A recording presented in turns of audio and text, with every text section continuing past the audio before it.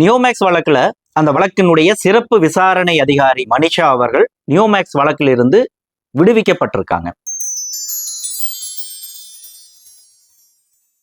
அரசியல், புலனாய்வு, சினிமா, ஆன்மீகம், இலக்கியம், மருத்துவம், வணிகம், மோசடி என எல்லா தகவல்களுடன் தமிழகத்தின் மையப்பகுதியில் இருந்து மாதம் இருமுறை வெளியாகும் நம் அங்குசம் இதழ் உங்கள் இல்லம் தேடி வர ஆண்டு சந்தா ரூபாய் 500 மட்டுமே. தொடர்பு எண் 9488824225. அங்குசம் செய்தி, மக்களுக்கான செய்தி. அங்குசம் நேயர்களுக்கு வணக்கம்.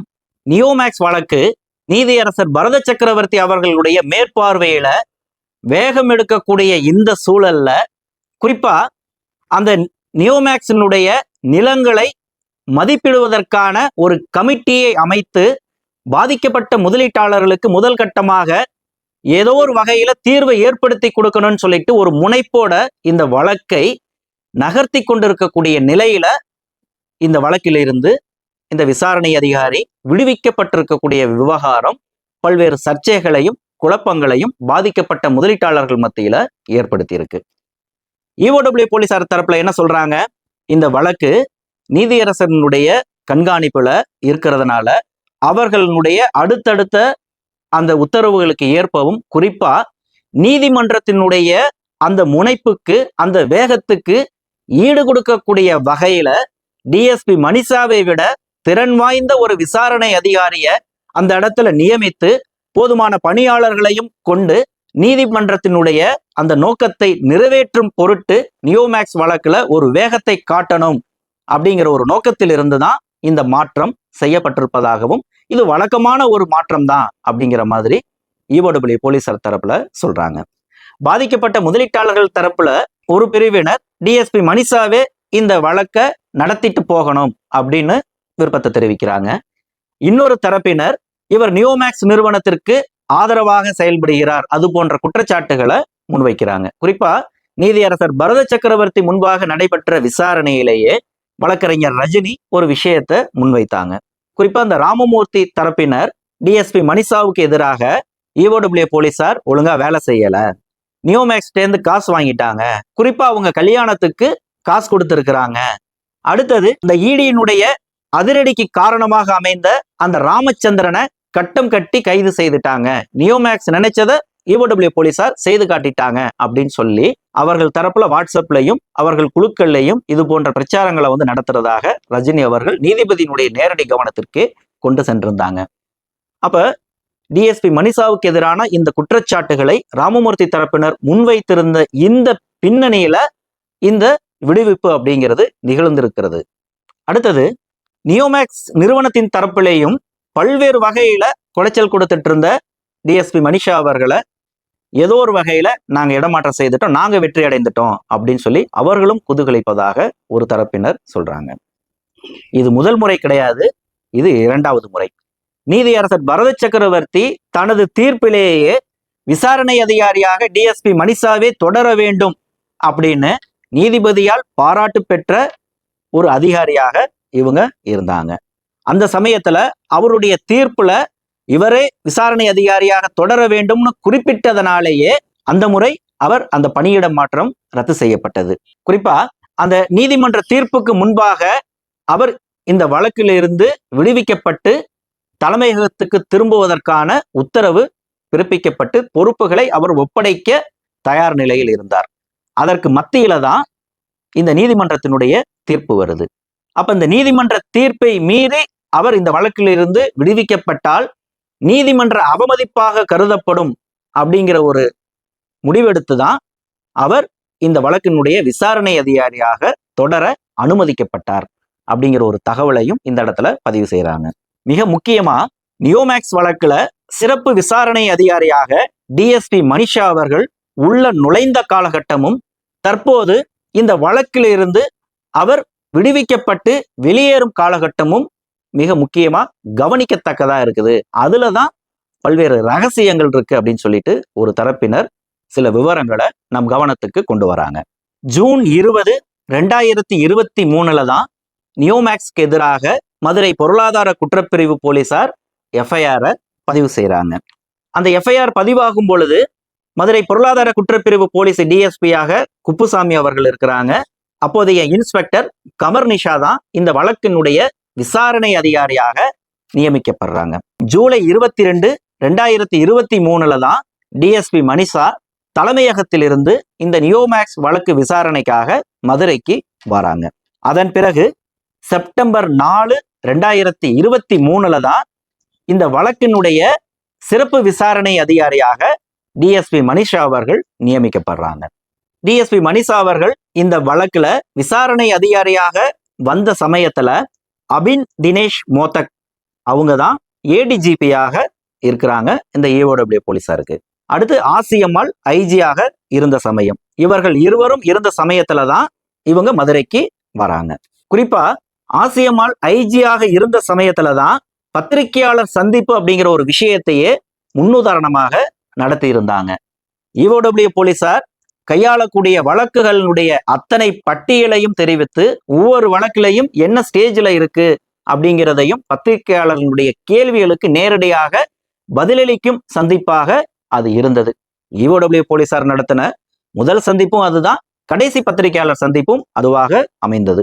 அக்டோபர் 4, 2023 ஏடிஜிபி ஐஜி அவர்கள் இருவருமே இடமாற்றம் செய்யப்படுகிறார்கள். அதாவது இந்த வழக்கினுடைய விசாரணை அதிகாரியாக டிஎஸ்பி மனிஷா அவர்களை அனுப்பி வைத்த அந்த தலைமையகத்தில் இருந்த இரு அதிகாரிகளும் அடுத்த ஒரு மாதத்துக்குள்ளேயே இடமாற்றம் செய்யப்படுறாங்க.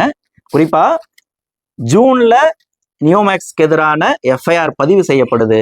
அக்டோபர்ல அதனுடைய தலைமையகத்தில் இருந்த முக்கிய அதிகாரிகள் இருவர் இடமாற்றம் செய்யப்படுறாங்க. இது கவனிக்கத்தக்கதா மாறுது.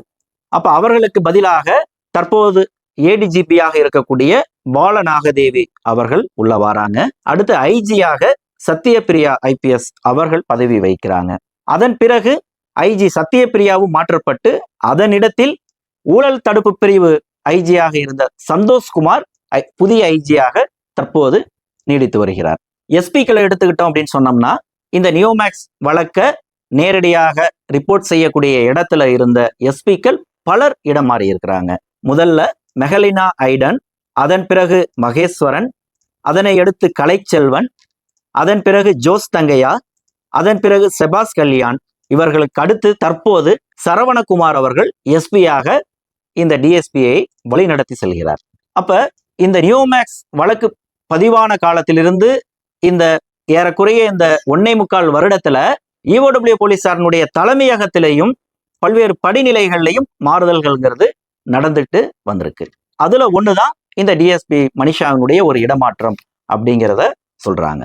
மிக முக்கியமா டிஎஸ்பி மனிஷா அவர்கள் இந்த வழக்குல உள்ள நுழைந்த காலகட்டம், தற்போது வெளியேறும் காலகட்டம் குறித்து நம்ம பேசணும். அவர்கள் உள்ள நுழைந்த போது நியோமேக்ஸ் விவகாரத்துல பல்வேறு பேரங்கள் பேசப்பட்ட காலம் அப்படின்னு சொல்றாங்க. குறிப்பா பல பேச்சுவார்த்தைகள், முக்கிய நிர்வாகிகளை, முக்கிய நபர்களை இந்த வழக்கிலிருந்து விடுவிப்பதற்காக சில பேச்சுவார்த்தைகள், பலரை இந்த வழக்குல சிக்காமல் இருப்பதற்காக சில பேச்சுவார்த்தைகள். இதுல முதலீட்டாளர்கள் அப்படின்னு எடுத்துக்கிட்டீங்கன்னா பலர் அரசு உயரதிகாரிகளா இருந்திருக்கிறாங்க, முக்கிய புள்ளிகளா இருந்திருக்கிறாங்க. அந்த அரசு அலுவலர்களுக்கு அல்லது முக்கிய புள்ளிகளுக்கு ஆதரவாக அவர்கள் புகார் கொடுக்காமலேயே நிறுவனத்தை மிரட்டி அவர்களுக்கு பணத்தை பெற்றுத் தருவதற்கான ஒரு ஏற்பாடு, இது போன்ற பல்வேறு குற்றச்சாட்டுகளும் பண பேரங்களும் இந்த நியோமேக்ஸ் விவகாரத்தை சுற்றி குற்றச்சாட்டுகளாக எழுந்த அந்த தருணத்துல தான் அந்த இடத்துல ஒரு நேர்மையான அதிகாரிய, எதற்கும் வளைந்து கொடுக்காத ஒரு அதிகாரிய நியமிக்கணுங்கிற ஒரு முடிவுக்கு இஓடபிள்யூ போலீசாரனுடைய தலைமையகம் வராங்க. அந்த நேரத்துலதான் நேரடி டிஎஸ்பியான டிஎஸ்பி மனிஷா அவர்களை தேர்ந்தெடுக்கிறாங்க. டிஎஸ்பி மனிஷா அவர்களும் ஐஎஃப்எஸ் போன்ற வழக்குகள்ல பணியாற்றி இருக்கிறாங்க. ரூபி ஜுவல்லரி மோசடி வழக்குல விசாரணை அதிகாரியாக திறம்பட செயல்பட்டிருக்கிறாங்க. இந்த வழக்குகளை கையாண்ட அனுபவம் அவர்கள்ட்ட இருக்கு. இது போன்ற ஒரு மாசிவான கேஸை ஹேண்டில் பண்றதுக்கான அந்த பக்குவம் அவங்கள்ட்ட இருக்கா அப்படிங்கிறதெல்லாம் யோசித்துதான், அந்த அனுபவம் இல்லைனாலும் அதை கத்துக்கலாம், ஆனா அந்த இடத்துல ஒரு நேர்மையான அதிகாரிய அனுப்பி வைக்கணுங்கிற ஒரு நோக்கத்தில் இருந்துதான் அவர் அனுப்பி வைக்கப்பட்டதா இஓடபிள்யூ போலீசார் தரப்புல சொல்றாங்க. டிஎஸ்பி மனிஷாவும் தனக்கு கொடுக்கப்பட்ட அந்த பணியை ஒரு சவாலாக கருதி, ஒரு சவால் நிறைந்த வழக்காகத்தான் இதை அவங்க எதிர்கொண்டிருக்கிறாங்க. தன்னிடம் போதுமான பணியாளர்கள் இல்லை அப்படிங்கிற போதிலும் அவர்கள் கடும் உழைப்பை செலுத்தி இந்த வழக்கை நகர்த்திட்டு போயிருக்கிறாங்க அப்படின்னு சொல்றாங்க.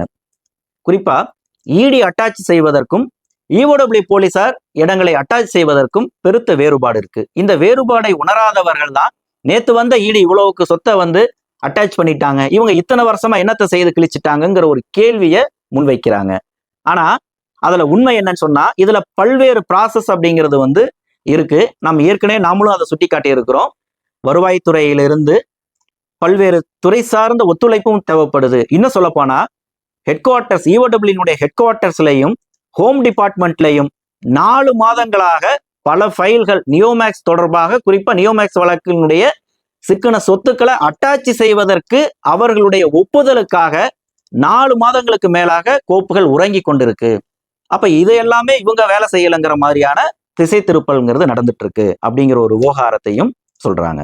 ஆக இவர்களுடைய அந்த வேலை பாணியை பொறுத்த வரைக்கும் சைலண்டா தன்னோட வேலையில அவங்க கவனம் செலுத்திட்டு இருந்தாங்க. முக்கியமா நியோமேக்ஸ் தொடர்பா வரப்பெற்ற புகார்கள், பாதிக்கப்பட்ட முதலீட்டாளர்கள் தரப்புல சொல்லக்கூடிய விவரங்கள் எல்லாத்தையுமே அவங்க ஆவணப்படுத்தி இருக்கிறாங்க. அடுத்து வரக்கூடிய விசாரணை அதிகாரி அதில் எந்த ஒரு மாற்றத்தையும் செய்ய முடியாத அளவுக்கு அந்த வழக்கை தொடர்ந்து நடத்தி செல்வதற்கு ஏற்ப அந்த வேலைகளை செய்திருக்கிறாங்க அப்படிங்கிற ஒரு வாதத்தை சொல்றாங்க. மிக முக்கியமா பாதிக்கப்பட்ட முதலீட்டாளர்கள் பலர் நேரில் போய் அவங்கள்ட்ட தங்களுடைய மனக்குமுறல்களை வந்து சொல்லி இருக்கிறாங்க.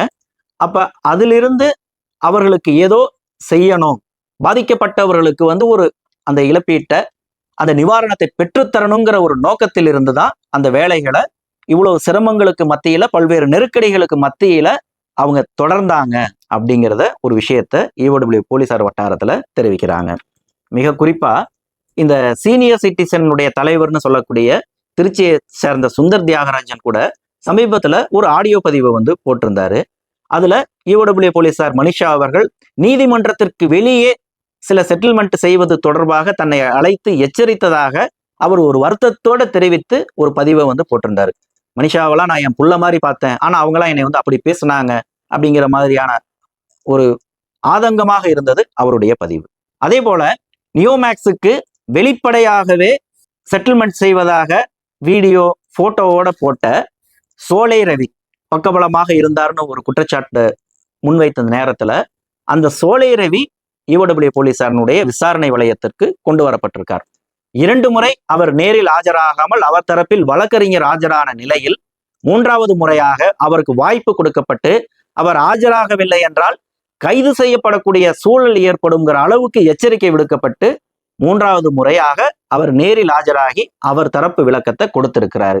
அந்த விசாரணையினுடைய முடிவுல இனிமேட்டுக்கு நான் நியோமேக்ஸ் விவகாரத்துல நான் தலையிட மாட்டேன் அப்படின்னு சொல்லிட்டு வாக்கு கொடுத்துட்டு வெளியேறக்கூடிய ஒரு சூழலை டிஎஸ்பி மனிஷா ஏற்படுத்தி இருக்கிறாங்க. இது போல வெளியில தெரியாம நியோமேக்ஸ் தொடர்பான பல்வேறு வேலைகளை அவங்க செய்துக்கிட்டு தான் இருக்கிறாங்க அப்படின்னு இஓடபிள்யூ போலீசார் வட்டாரத்துல சொல்றாங்க. மிக முக்கியமா நியோமேக்ஸ் தொடர்பான இந்த வழக்கு ஒரு முக்கியமான கட்டத்தை எட்டி இருக்கு. சொத்துக்களை அட்டாச்சி செய்வது தொடர்பான ஒரு விவாதம் எழுந்திருக்கு.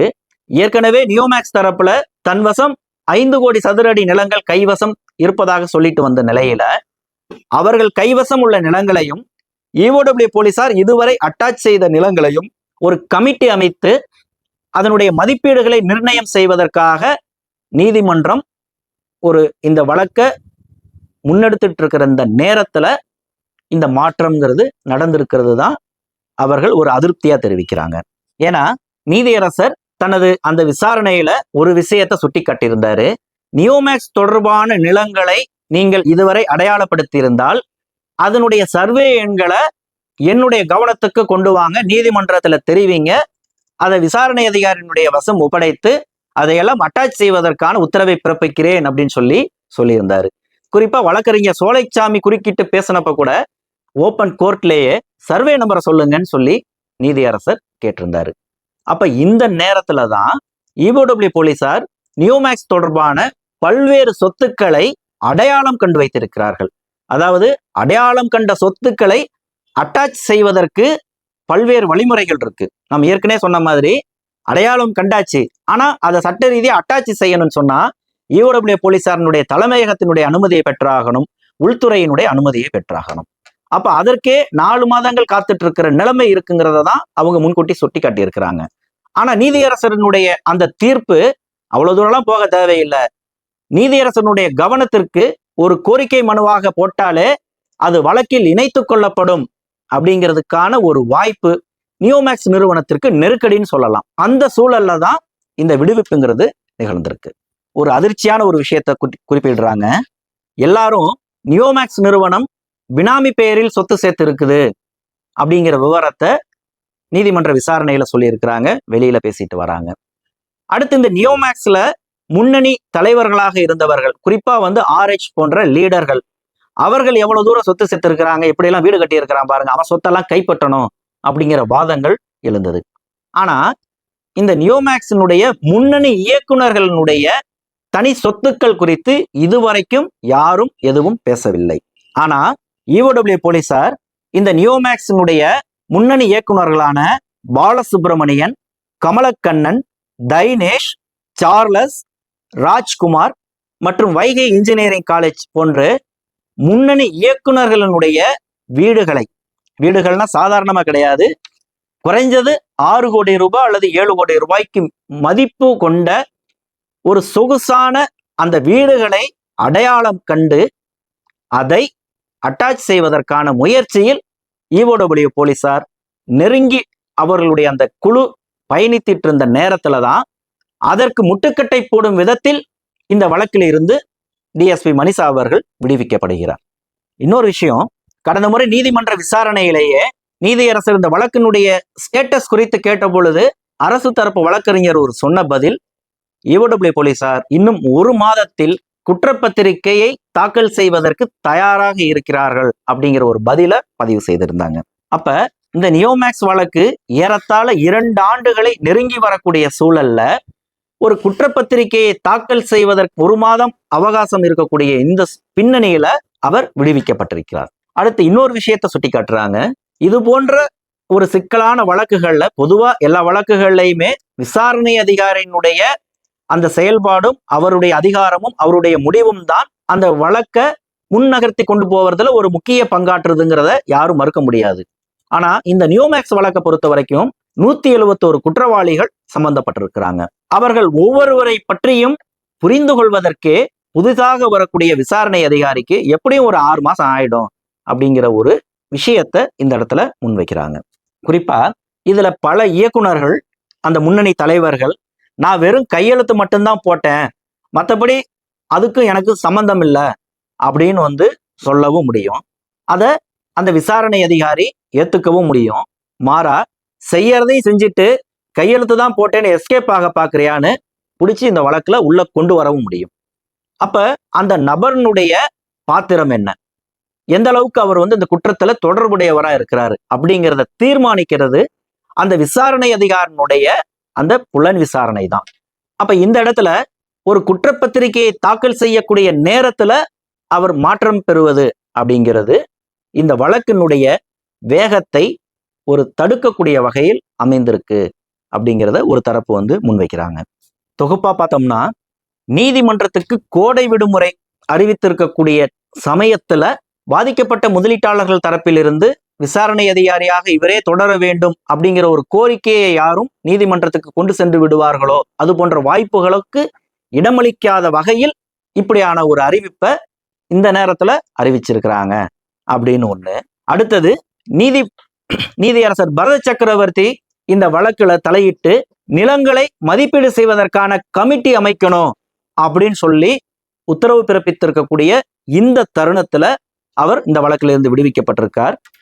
மிக முக்கியமா முன்னணி இயக்குநர்களுடைய வீடுகளை அட்டாச்சி செய்வதற்காக அவர் நெருங்கின தருணத்துல அவர் இந்த வழக்கிலிருந்து விடுவிக்கப்பட்டிருக்கிறார். அடுத்து குற்றப்பத்திரிகையை 1 மாத காலத்தில் நீதிமன்றத்தில் சமர்ப்பிப்பதற்கு தயாராக இருந்த நேரத்தில் அவர் இந்த வழக்கிலிருந்து விடுவிக்கப்பட்டிருக்கிறார். ஆக இது எல்லாம் பாதிக்கப்பட்ட முதலீட்டாளர்கள் தரப்புல குழப்பத்தை ஏற்படுத்தும் விதமாக அமைந்திருப்பதா அவர்கள் கருதுகிறார்கள். ஏதோ ஒரு வகையில் நியோமேக்ஸ் நிறுவனம் தனது அதிகாரத்தையும் செல்வாக்கையும் பயன்படுத்தி இந்த காரியத்தை சாதித்து விட்டதாக அவர்கள் சந்தேகம் கொள்கிறார்கள். நியோமேக்ஸ் தரப்புலையும் தனக்கு பல்வேறு விதங்கள்ல நெருக்கடியை கொடுத்துட்டு இருந்த, குறிப்பா தனது வீட்டையே இவங்க அட்டாச் செய்திருவாங்களா அப்படிங்கிற ஒரு எண்டுக்கு போய் தான் முக்கியமா இந்த நியோமேக்ஸ் நிறுவனத்தினுடைய முன்னணி இயக்குனர் ஒருத்தருடைய உறவுக்காரர் முதல்வர் அலுவலகத்துல இருக்கிறார் அப்படிங்கிற ஒரு வாய்ப்பை பயன்படுத்தி கொண்டு அவர் வழியாக மேலிடத்தினுடைய அழுத்தத்தின் காரணமாக தான் இந்த நேரத்துல இந்த விடுவிப்பு அப்படிங்கிறது நடந்திருக்குது. நாங்க முறை செஞ்சோம், நீதிமன்றம் தலையிட்டு அதை தடுத்துருச்சு, இந்த முறை நாங்க நினைச்ச மாதிரி செஞ்சு காமிச்சிட்டோம்ல அப்படின்னு நியோமேக்ஸ் தரப்புல காலரை தூக்கி விட்டு சொல்ற மாதிரி தான் இந்த விவகாரங்கள் அமைஞ்சிருக்குன்னு ஒரு தரப்புல சொல்றாங்க. இது ஒரு புறம் இருக்க, நியோமேக்ஸ் வழக்கில் டிஎஸ்பி மனிஷா விசாரணை அதிகாரியாக உள்நுழைந்த பொழுது அங்குசத்திடம் ஒரு விஷயத்தை பதிவு செய்திருந்தாங்க. என்னுடைய பணியை, என்னுடைய பெஸ்ட்டை நான் ஹானஸ்டா செய்யணும்னு நான் நினைக்கிறேன், அதை செய்துட்டு இருப்பதா நான் கருதுறேன் அப்படிங்கிற ஒரு விஷயத்த பதிவு பண்ணியிருந்தாங்க. இஓடபிள்யூ போலீசார் வட்டாரத்திலையும் டிஎஸ்பி மனிஷா அவர்கள் இந்த வழக்குல அவங்களுடைய பெஸ்ட்டை ஹானஸ்டா பண்ணியிருக்காங்க அப்படிங்கிற மாதிரி தான் சொல்றாங்க. அடுத்து நாம் தொடக்கத்திலே சொன்னது போல பாதிக்கப்பட்ட முதலீட்டாளர்கள் மத்தியில இது போன்ற பல்வேறு குழப்பங்கள் இருந்தாலும் இஓடபிள்யூ போலீசார் பாதிக்கப்பட்ட மக்களுக்கு நீதிமன்றம் விரும்புவதை போல ஏதோ ஒரு வகையில் உடனடியாக ஒரு தீர்வை ஏற்படுத்தி கொடுக்கணுங்கிற ஒரு இடத்துக்கு வராங்க. நீதிமன்றத்தினுடைய அந்த வேகத்திற்கு ஈடு கொடுக்கக்கூடிய வகையில ஒரு திறமையான ஒரு விசாரணை அதிகாரியா அந்த இடத்துல நியமித்து இந்த வழக்கை முன்னகர்த்தி கொண்டு செல்லணும். இன்னும் சொல்ல போனா டிஎஸ்பி மனிஷாவுக்கு எதிராக பாதிக்கப்பட்ட முதலீட்டாளர்கள் என்னெல்லாம் குற்றச்சாட்டுகளை முன்வைத்தாங்களோ, அதாவது என்ன விதமான சந்தேகங்கள் இதுல எழுது அப்படின்னு சொன்னாங்களோ, அந்த சந்தேகங்களை எல்லாம் நிவர்த்தி செய்யக்கூடிய வகையில் புதிதாக பொறுப்பெடுக்கக்கூடிய அந்த விசாரணை அதிகாரி நியோமேக்ஸ் முன்னணி இயக்குநர்களுடைய அந்த வீடுகளை முதல்கட்டமாக அட்டாச் செய்வது தொடங்கி, அதுபோல் அவர் தொடர்ந்த அந்த பணிகளை அவரை காட்டிலும் 2 மடங்கு வேகத்தில் இந்த வழக்கு அடுத்த கட்டத்திற்கு நகர்த்தி செல்லணும் அப்படிங்கிறது தான் பாதிக்கப்பட்ட முதலீட்டாளர்களுடைய விருப்பமாக மட்டுமல்ல, அங்குசத்தினுடைய விருப்பமாகவும் அது. தொடர்ந்து பேசுவோம். நன்றி.